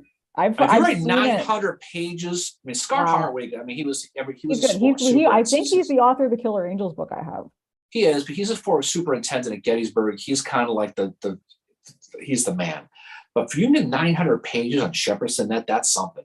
I've not read that one. I've heard of that book, but I've not read that one. But Shepherdston is a fascinating study because it's the tail end of the Battle of Antietam. Yeah. But it also is the battle that denied Lee the ability to counterattack and go back in. Yeah. And that's where McClellan does not get credit for. No one ever talks about that. That's a no Lincoln biography. No. Ryan also mentions that he just discovered Hooker had defaulted on some commercial loans, which had sunk a Sherman family bank pre-war. Sherman really hated him even before the war. He ended up, so he was out west, and he had a bunch of money, and he owned some bars, and he owned a bunch of stuff, and all of a sudden he just basically filed bankruptcy, jumped on a boat, and came east, and that he dicked a lot of people, and yeah. So he was not a financial genius, no question about that. But Hooker's pre-war is fascinating. I mean, he was a party boy. He was what he was. He was kind of a snake oil salesman, and a lot of that, those reputations carried all through the war and afterwards too. Hooker's another fascinating study. He just is. He's really like Hooker. Well beyond that, no question. Yeah, I love Hooker. Bjorn mentions the book by Hartwig is about Antietam and Shepherdston too. Oh, okay, that makes more sense because I mean you gotta get that. That's like writing a book about A.P. Hill at Gettysburg, 900 pages. How the hell you got Wasn't Shepherdston where A.P. Hill started his Spite March? That's where that was a crossing to get into Antietam. So that's where the Confederates crossed and recrossed because the Potomac is, I don't know if you know, Mary, it's a pretty big river. So there's Shepherdston, there's Williamsport, there's a few fords that you can cross. If you go to a place like Ball's Bluff, you realize how you needed those boats, but you had fords you can cross there. But that was the crossing point. And being able to defend that from chase the Confederates down and then keep them out was a real coup for McClellan that even a lot of the anti-McClellan people I know have to give him credit for, but no one knows that because no one wants to give him any credit. No. Frank mentions, he says he seconds the new Hartwig book. He hasn't finished it yet, but the pages that he's glanced through definitely show it's the definitive book on Antietam. That's really saying something, considering when you mention Antietam, everybody's like Landscape Turned Red by Stephen Sears. Well, it's got a cool title. I mean, it's got a cool title. It does. Yeah. It does, but what did you? But Sears by McClellan's bad. Yes, Stephen Sears. I don't know. Historian. He's a great historian, but he carves a narrative that he comes to the end, the conclusion, and then uses his pieces to get to that conclusion. And a lot of them do. But that's why I bet you Scott's book is really good because Scott is a genius. I mean, he's brilliant. I mean, the former superintendent at Gettysburg. This is a guy who has earned his chops. Who's really, really good. Yeah. No, there's a lot of good books out there about it. We need to get that Hartwig book. Yeah. To read it too. And Ryan mentions Hooker needs a fresh biography as the main one is ancient. There's a lot of them that need fresh biographies. Well, the Civil War nowadays is kind of a third rail in Yeah. history. People, for a million different reasons, don't want to talk about it. Yeah. But I still say it's the most more important years in American history. It is. It really is, because it was inevitable based on how the Constitution was written out, and it proved the what the Constitution said could be Yeah. true. It was challenged and proven. Yeah. And we've said before how history could be so different today if the Confederacy won that. You'd have at least three countries in the United States. How does that affect future wars, the economy, everything? How does it affect the NFL, Mary? We don't know. Yeah. But there's a lot of different things that go into it. But that's why you study it. And you realize this country, I said this before, staying with the football theme, this country's been 4th and 10 many times, and they always seem to convert on it all the time. Which if you don't have faith in the United States, keep that in mind. They've always come through at the end, whether politically, militarily, for the most part. But yeah, the Civil War is important. It's the most important thing. I try to tell people this, and they don't quite get it. No, neither do people that I tell it to. Well, because they think the Civil War is the Battle of Gettysburg. Yeah. It was one big battle, and that was it. Everyone goes home. Mm-hmm. The Battle of Gettysburg is over. They build the Reliance Mine Saloon. Everyone goes home, and life goes on. That's how people think about it on the average day. But it's mine. I told you someone I know who used to play Major League Baseball asked me if Colonel Sanders fought in the Civil War, and he was serious. He ain't no genius. I'm just telling you. Yeah. Oh God. So Colonel Sanders, yes, Jared, that's who he fought. That's exactly who fought the Civil War. But that's the thing. No one studies it. No one does. No. And I mean, the other thing too is people start to say like, well, they want to see the more kind of what was happening on the home front or whatever. And that's fine. I agree with studying that. But sometimes you have to look at you still have to reevaluate the generals, because some of their biographies were written at a time when when research was different. We didn't know certain sources and all that. So sometimes it's okay to go back and reevaluate, and you change your opinion. Yeah. Like General Slocum is getting a reevaluation in history over the last few years too, because new evidence emerged about him that shows he wasn't as bad. Actually, he was not bad at all at the Battle of Gettysburg. And he's been kind of this underdog, this kind of he sucked at Gettysburg, he was slow. Meanwhile, who's that called still? It's the 12th Corps. No, and exactly. And people in the Civil War think that Gettysburg is a little bit overrated. It's really not. It gets a lot of publicity because it's still the biggest battle ever fought in the Western Hemisphere and all that. Yeah. But it's not the only battle. But we know people who just don't like the Battle of Gettysburg simply because it's the Battle of Gettysburg, which is equally foolish, because it is important. But again, you can make a case, and I would make this case, that Antietam and Vicksburg were probably more important militarily, but politically, Gettysburg was a monster. You had to have it. You had to. But Vicksburg is more the kind of the strategic thing that they needed. Well, you needed the Mississippi. You had to have it. Yeah. Biora mentions Colonel Sanders Bruce, the Union Brigade at Shiloh. Yeah. And then Frank mentions Colonel Sanders did fight at the Mule Shoe. Yeah, trust me when I tell you, he's not talking about that Colonel Sanders. No, he thought it was like KFC. He's talking about the family bucket. That's what he's talking about. But fucking people deal with it. And then Ryan mentions Colonel John Caldwell Calhoun Sanders of the 11th Alabama dies at Yellow Tavern. Yeah, I mean, there's a lot of people, certainly with that name, but this it is pretty funny. I mean, there was a Peyton Manning who fought in the Civil War. Yeah. And there's a Tom Brady, right? No, Tom Brady. He was a modern. Well, I wouldn't say modern. He was a Mississippi judge in the early 20s, 30s, around there. Mm-hmm. Was instrumental to get the Mississippi's monument, that Don Duluth statue at Gettysburg. But yeah, there's a lot of people like that. Yeah. There was a Peter Griffin who fought in the Civil War, Mary. My God.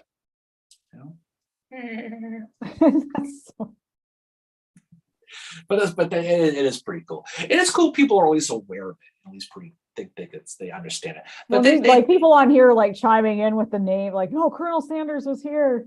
Oh yeah, no question. But I mean, there's so many cool people you can study with this, and that's why some of these people like the Emory Uptons of the world, right? Yeah. The Colvilles of the world, the Henry King Burgwins of the world, the Laterans of the world, the people who died young, who who had so much promise and did so many good things for whoever the hell they fought for it. That's why it's important to study it, no question. Gentili's going to work. You going to work today, Johnny boy? Oh, have a good day at work. Hey, do me a favor, John, while you're still on. Have that manager of government relations change his picture on your website. Looks like he's going to kill somebody. So, it's horrible. But in any case, that's cool. But I'm glad people do it. I'm glad people come on the book clubs and do this stuff. And Lisa will be on here soon. We'll talk about her. We'll talk about her poetry, which is really and cool. then Tom Huntington to talk about making it to Gettysburg. And then for next year, like we said, we're going to have Simon's back on to talk about his Johnston biography, like Joseph E. Johnston, talk about that. And then as well, Tale Untwisted. Yeah, that's going to be fascinating to get that and to read that and talk about it. I'm glad that's one of the books I'm glad someone wrote because it needed to be written. Yes. Because you have to have a counterpoint to certain things, and I think that's what's cool about it. Someday when I'll do a Tilden one or an Ireland one, and I'll look forward to that because I think I'm those are the gonna other things do too. Howard and then Granbury. Oh yeah. Yep. Frank mentions we need a new meme trend. Let's change thinking of the Roman Empire to the Civil War. And then Humor and History said, "Oh my God, Frank, the memes they come up with. They enjoy your memes." Oh yeah, those are fun. I mean, it's fun because it's all about humanizing these people and making these people real. And if you read the diaries, I'm sure people do, is some of these stories. That the fact that McCook, his men called Chucklehead, right? Wasn't there one called Gut? Gut. There's a whole bunch of them. That Nelson Miles, right? But there's so many people who they're regular people if you think about it. And Elijah Hunt Rhodes' diary talks a lot about that, just some of the stuff that went on, the boredom in the camp, the stuff they did to kill time, and just some of the ways they could, when we did the sex in the Civil War, we had, colonels who were basically reading porn. I mean, today it'd be pretty. Are you reading pornography? Yeah. To his men. And we're not talking about today's porn. We're talking about, it was probably, who knows what it was back then. Ankle. Yeah, probably. But that's how risque this stuff was, and all the men coming around going, "My God." I mean, they're all people. They're all people. And I think and that was the whole point of this entire podcast was taking away the red lines versus the blue lines and making the people to understand what these people were. And not just on the general level down, but from the private level up, right? Exactly. Yeah. And there's that's why Simon's biography about Claiborne is so good, because he talks about kind of this human aspect of it. Like, I didn't find it this morning, but I know it's in there. There's a story of when he was the snake. Yeah, God, you know what? I've had such a good morning. When he was unfurled his blanket and this snake comes flying out, and he realized the snake had been basically sleeping against him for the whole night for warmth. That'd be, honestly, that would be so bad. Nope, that'd be it for me. That'd be it. And Claiborne was not sleeping in a tent during this. He was out in the open, and he just is like, "Good morning," unfurls the blanket, and the snake was flying. Can you imagine how I'd be if I'd run screaming like a girl? I'd probably drop dead right there. I'd be done. That'd be it. I hate snakes. Oh my God. And you and I have walked through some of these battlefields in Gettysburg and Chickamauga, all these places, and all the times we could have just ran right into us. Oh, honestly, it was too wet at Chickamauga for a snake. I would rather face the Rosewoods clown than a snake. And that's the truth. And both are real. Trust me. Be careful, the Rosewoods. Then she showed her ankle. Ooh, imagine that. That was a fun episode. That was episode 69, wasn't it? It was episode 69. Funny how that works out. We planned that all along. Mm-hmm. If we can make an episode 69, we'll do Sex and the Civil War. It was episode 3. We decided to get on with that. Yeah. Humor and History. No snakes. No rope. No, that's just no. I'm not talking about these freaking cobras and shit. I'm about even garter snake. Nope. There was a fair here not too long ago where you can pay $5 to have a python wrapped around your neck for a picture. I've done that. You could not pay me enough to do that. I was in a PetSmart one time and they had a python out. They were taking her out of her like little enclosure because she'd been inside for so long and they need to take them out every so often. And I got to hold her for a while. That's why I don't go to PetSmart. Viewer in History has a question. What the hell is the Rosewoods clown? Well, it's something that's in the Rosewoods at Gettysburg. You just gotta be careful. How did you come up with it? All I'm going to tell you is if you go to the Henry Fuller Monument and you go look at it in Gettysburg, beware of the Rosewoods clown. I'm just going to leave it at that. I'm just going to leave it at that. Many of H.T. Anderson's men in Gettysburg fell to the Rosewoods clown going through those woods. They don't want to talk about it, but it's true. Leonard said he ran into a few snakes crawling around Vicksburg. Well, never going to Vicksburg then. What takes care of that? Said always wear snake guards in the ravines. If you need to put on snake guards, maybe you just shouldn't go. I do want to get to Vicksburg. No, well, obviously we're going to Vicksburg. But there's honestly, there was rattlesnakes at Gettysburg. Rattlesnakes. There was a bear at Gettysburg not so long ago in the street downtown. Yeah. Yeah. But no. Jim Sammy, Lisa and I ran into a snake or two on the Manassas Trail. That's the truth. That is the truth. That probably explains that face he had. Face is gonna kill you for that. No, but most of these battlefields, you got to be cognizant of the fact there are animals. There's wildlife. I mean, we're not talking about just snakes. You're talking about obviously all kinds of stuff. Coyotes, raccoons, wild pigs. What? I don't know. Wild pigs. Could be okay. But then you gotta be careful. Snakes is a big thing, especially if you go to Devil's Den or if you go to Round Top. If you go to people go to Devil's Den, but if you go to the Devil's Kitchen in Gettysburg, where no one goes to, my big Round Top, allegedly there's a lot of snakes in there. I've been there one time and I was scared shitless walking through there. Jim said yes, that's why he has that grin. That explains it. It was captured for prosperity. Hanging on the wall at the brewery in Baltimore at the airport. And then Leonard said, I'll keep you in the snake-free zones, Indiana weeks.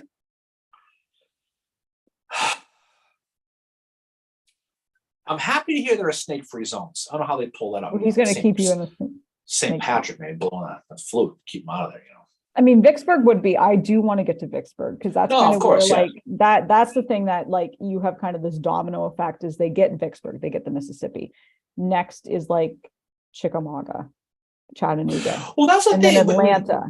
When you look at the Civil War was a war of campaigns. Obviously, everybody knows that. But when you look at the strategy, especially when you look at 1864, when you get it looks like a big machine all turned. You have Overland coming this way, you have Sherman coming this way. It's all in harmony with each other. Then that's why we've said this a million times. All these big battles, Gettysburg, Antietam, Vicksburg, Chickamauga, they all are like tremors that bubble up to a big battle. There's a bunch of little ones. I mean, you look at Gettysburg, and obviously, Second Winchester comes up to mind. You study the little battles that create the big battles. If you study just the big battles, they'll study little battles. It doesn't make a lot of sense. And that's why it's important to study the lead up to them. If you want to study Antietam, you have to study South Mountain. You have to study Monocacy, the first one, Lost Order 191. You got to study all that because it makes a lot more sense. But you also have to study the after as well. Of course, you got to study the aftermath. You got to study the fact that yes, Meade did chase Lee up to Gettysburg. Yes, McClellan did chase Lee after Antietam. So you can look at that, and you look at the West, and you look at the ramifications of. If you look at Grant's Vicksburg campaign, it's brilliant, especially the landing at Bruinsburg. What Benjamin Grierson did, his Grierson raid, keeping Johnson at Jackson, and then coming back and then hitting and holding the way they did, and then running the gauntlet to get down there. Even it's brilliant. People don't study. People don't forget. The landing of Bruinsburg was the biggest amphibious landing in military history until D-Day. Yeah. in the United States. And that's what's cool about it, is how brilliant that was. We have fun with Grant talking about Rosecrans and talking about, the romance of Lookout Mountain. But his campaign of Vicksburg is brilliant. A lot of stops and starts, right? But when he finally got there and he finally did it, he was able to do that. He really changed the war. He cut the Confederacy in two. And really, that was I don't want to say that was the mortal blow, but that one drew blood. The mortal blow was probably Atlanta, but Atlanta doesn't happen if Vicksburg doesn't happen. Exactly. And neither does Right. Chattanooga. They don't get Chattanooga if they don't get Vicksburg. It Opened everything up, yeah. Yeah, and also Stones River is happening before Vicksburg. If Stones River is lost, that opens up that Nashville Road. And if they go and get in that, like, it's Claiborne and Sheridan who are fighting at that Nashville Road. It's easy to remember the touchdowns when you bust into the end zone and win the game. But you don't forget about the plays that got you at the goal line. Yeah. Right. The 3rd and 10 you converted, the 4th and 1 you converted to get there. That's what the small battles are. Yeah. The touchdowns are the big battles that put you in the end zone. But that's why it's important to study these small ones. That's what's so cool about it, though, is looking at the ingredients to how a big battle is formed. Yeah. And seeing how it plays itself out. That's what's so neat about it. Yeah. Ryan mentions battle, Cedar Mountain, Natty Banks nearly beat Stonewall, and he wants to read more on that. Frank mentions all battles and campaigns are connected and the consequences are felt to the next one. One of the reasons I like the Civil War Breakfast Club, because you advocate for all battles. Well, thank you, Frank. Appreciate it, Frank. Well, you have to. I mean, you have to. They're all part of the story. I mean, you can look at all the big boys all you want, but it's so many people have fallen and won and lost battles that led to the big ones. It's you don't just show up in Gettysburg, you don't just show up in Sharpsburg, you don't just show up in Vicksburg and win. You have to get there, right? Yeah. And that's the thing. Yeah, Humor in History says the assist is key. Yeah, it's true though, but those are the cool battles anyway. If you think about it. Oh, they are. I love Monocacy, little battle. I love Monocacy. Even Stones River is Ball's Bluff, Fisher's Hill, all of them. Wauhatchie, Ringgold Gap, right? All these Yorktown, Williamsport, not the Civil War battle. All these ones.